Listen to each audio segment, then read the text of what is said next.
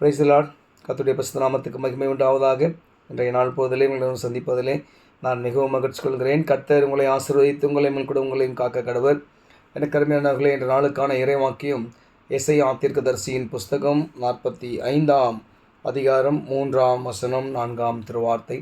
இந்த வேத வாக்கியத்திலே ஆண்டவர் நமக்கு எப்பேற்பட்டவர் என்பதை அவர் நமக்கு எப்பேற்பட்ட அதிசயங்களையும் ஆராய்ந்து முடியாத பெரிய காரியங்களை நமக்கு செய்கிறார் என்பதை எசேயா தீர்க்கதரிசி இங்கே சொல்கிறார். பாருங்கள், உன்னை பெயர் சொல்லி அழைத்திருக்கிற இஸ்ரவேலின் தேவனாகிய கர்த்தர் நானே என்று நீ அறியும்படிக்கு உன்னை நான் பெயர் சொல்லி அழைத்திருக்கிறேன். உன்னை என்ன நோக்கத்துக்கு நான் அழைத்தேன் என்பதை நீ அறியணும். ஆனால் அழைத்ததின் காரணமாக உனக்கு என்னடா என்னை அழைத்தவுடன் என்னோடு நீ வருவாயானால், என்னை விசுவாசித்து என்னுடைய பாதையில் நீ நடப்பாயானால், அங்கே சொல்கிறார் அதுக்கு அடுத்த வசனத்தில், வெண்கல கதவுகளை உடைத்து இரும்பு தாழ்பாள்களை முறித்து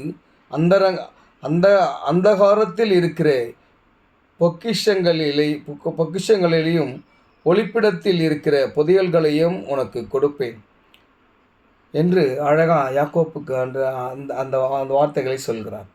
இன்றைக்கி நமக்கும் ஆண்டவர் சொல்கிறாரு, நீங்கள் கவலைப்படாதீங்க, உங்களை நான் பேர் சொல்லி அழைத்திருக்கிறேன், அந்த கர்த்தர் நான் தான்.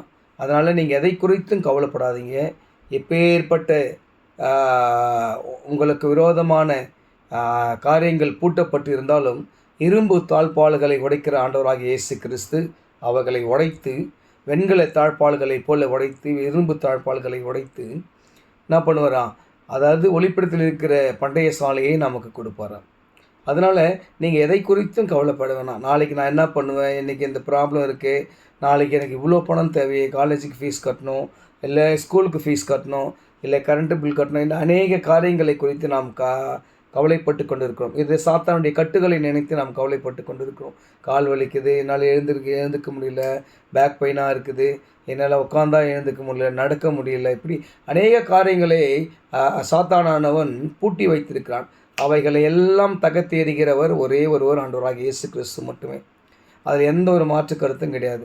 நீங்கள் அவரிடத்தில் திரும்பும்போது, என்னை நீங்கள் தான்ப்பா அழைச்சிங்க, என்னை பேர் சொல்லி தாயின் கருவில் உருவாகும் முன்னே நீங்கள் என்னை பேர் சொல்லி அழைத்தீங்களே, அப்படி வேத வாக்கியம் சொல்லுது.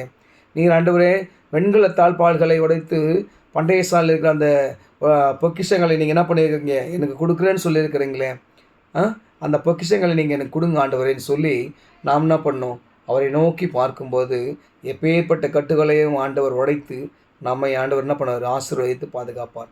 விசுவாசிங்க, கர்த்தர் பெரிய காரியங்களை செய்வார். ஆமென்.